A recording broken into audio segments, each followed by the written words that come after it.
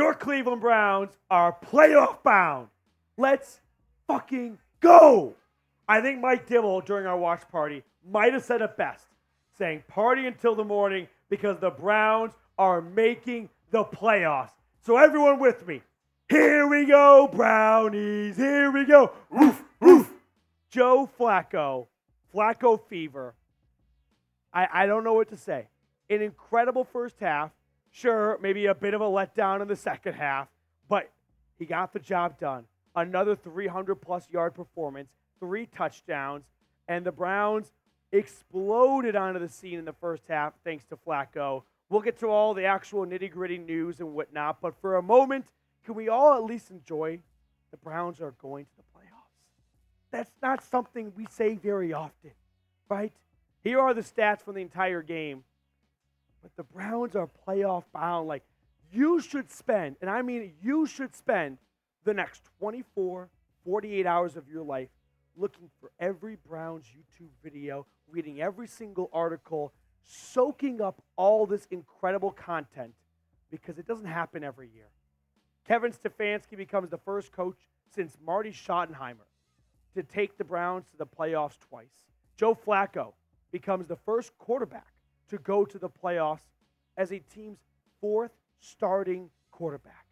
There's obviously a lot to break down in this game, but we'll talk about that in just a second. But let's just talk about what the Browns accomplished as a whole. And again, choked up. Let's look at the playoff picture too next, because the Browns, I don't think anyone in Cleveland should be all that shocked, right? Sure, the national media might be like, who saw this coming? And obviously, when you get to your 4th different starting QB, it's a surprise to go this far, but this team is not just playing well the last couple of weeks. This team's not just eking out wins. This team is curb stomping people. They are kicking ass and taking names, and they have secured a playoff spot along with the Ravens and the Dolphins. Now, let's actually talk business for a moment here. If the Browns win next week and the Ravens lose the next 2 games, the Browns would leapfrog them. However, if the Ravens win this Sunday against Miami, Browns would have nothing to play for. The Bills cannot pass the Browns, even if Buffalo wins out and the Browns drop Week 18 in Cincinnati. So, Kevin Stefanski will be watching that Ravens-Dolphins game very closely, because if Baltimore wins that, Cleveland pretty much has nothing to play for the rest of the season, and they might sit some guys to try and get healthy for the postseason. So that's just something to keep in mind on when you're watching Sunday's game. But for now, the Browns are likely shaping up to play the winner of the AFC South, whoever that might be. But let's spam LFG. Let's freaking go. Let's fucking go. Playoffs. Playoffs, baby.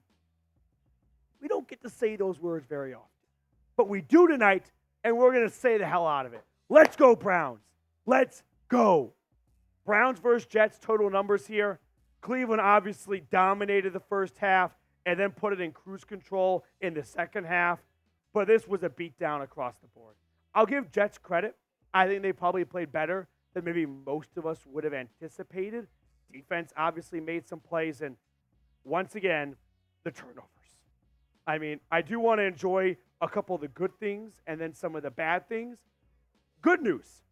The Browns' ground game appeared to be figured out.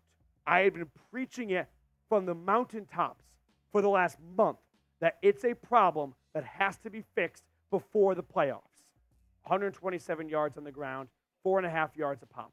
But the turnovers, it's really remarkable how the Browns just stick a middle finger to, you want us to lose the turnover or lose the turnover battle and lose the game?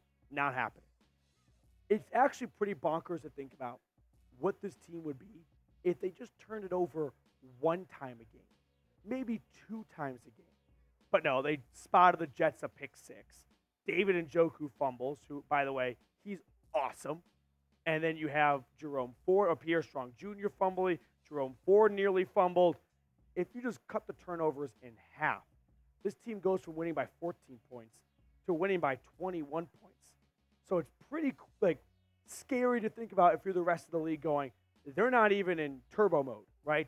They are playing maybe their B+ football right now, and they are still beating up opponents. So watch out if the Browns could ever figure out how to stop turning the football over. Now, before we get on to the rest of our post-game show, I do want to tell everyone about Prize Picks. I know that sometimes people don't have interest in our sponsor reads, but you are going to like this Prize Picks read, and here's why. One, it's daily fantasy made easy. Secondly, Prize Picks is super simple and user-friendly. You pick 2 to 6 players. The more players you select, the more potential winnings, and all you have to do is choose more or less on their projected stats. Now, this is what you might enjoy. Here are my Thursday Night Football Prize Picks selections. The more on Joe Flacco's passing yards. Check by midway through the second quarter. The more on Myles Garrett at 0.75 sacks. The 5-game sack drought ends for 95. Check. And then finally, the more on Trevor Siemian at half an interception. God bless you, Ronnie Hickman, and that beautiful pick 6. The UDFA out of The Ohio State University. So if you want to ride with me in future games, go to prizepicks.com/CLNS and use code CLNS for a first-time deposit match up to $100.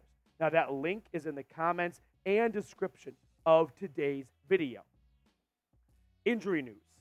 It wouldn't be a Browns postgame show without some injury news. Elijah Moore, if you didn't see it, left the game with a concussion at the end of the first half. Hopefully, the Browns are in a spot where, well, not even hopefully, I hope the Ravens lose, but if the Browns do find themselves in a spot where they cannot go up or down in the playoff seeding by week 18, giving Elijah Moore an extra week off to get healthy and get his head back straight and whatnot would be really big for the Browns since Amari Cooper missed tonight with a heel injury. David Njoku, what else to say? It's not even a flash in the pan. This is David Njoku. He is the best yards after catch tight end in football right now. Who's better in 2023 yards after the catch? I'll wait, because it's not Travis Kelce this year. Sam Laporte is having a nice year. Kittle's always up there. But no one does it like the Chief. No one takes what looks to be a check down on 3rd and 5, and it's not just gaining 6, 7, or 8 yards. Guys, he is like pissing all over the defense as he runs across the 50. Kareem Hunt in the ground game got their act together. 10 carries, 31 yards, a nice 8-yard touchdown plunge by number 27. Jerome Ford was showing some life on the ground. And then Pierre Strong Jr. was showing life, but both players somewhat fumbled the football. It just, let's be honest, Ford got a little lucky that they said his derriere was down. So obviously there is still a lot to work on in this running back room, but at least they took a big step in the right direction. Now, we are just getting started because I don't want to hear any Settlers of Catan bullshit talk of, let's just make the playoffs. Like, good for us. No. I want to win playoff games. If the Browns get the 5 seed, I want to ship pump the Jags, the Colts, or the Texans. Can we actually go back to the playoff picture for a moment, Coop? Let's get greedy. Let's do it. Screw it. Let's play with our food for a second, as I like to say here, and let's look at what could the playoff picture look like, right? If nothing changes here, the Browns would be on a collision course to play the Jags. If they were to win that game, depending on how the Bills or Colts fare, they would be next in line to play the Ravens. Wonder what happened the last time the Browns played the Ravens. I wonder if Joe Flacco might get up to play his old team. Don't you think? Or maybe the Bills are to win. And then they go and play Baltimore, and that put the Browns on a collision course to maybe play the Dolphins, a team that has suffered when they play physical football. And don't you think when they get punched in the mouth by this Browns defense, they might turtle up a little bit like George Costanza when it's cold out or he's in the pool? Let's go. Jets offense against the Browns tonight. I'll give them credit because I don't know why, but I just despise Trevor Siemian because I just think he's awful. They played better than probably what we all expected. Now, a great pick 6 and 2 takeaways altogether by Jim Schwartz's defense. The Jets control the clock and control the ball in the second half, but we saw something out of the Browns defense that we hadn't really seen a whole lot of this year, and that was really good red zone play. So hopefully, now, they did play the worst red zone offense tonight, but hopefully they can build off of that and continue that play throughout the rest of the season, because the season does not end next Sunday in Cincinnati. Breece Hall, this Jets offense, they got some punches in, But ultimately, this was never in doubt. There was not a point in this game where I'm like, I don't know if the Browns are going to pull this one off. This is not your same old Browns. There was no point in this game where I thought we're going to have a repeat of week 2 last year. I mean it.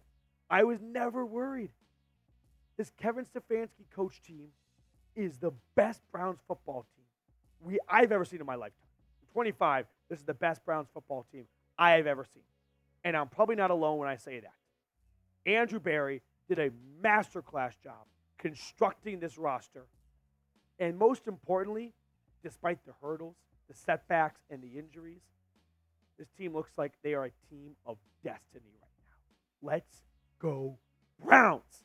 11-5, playoff bound, baby. Let's go Browns.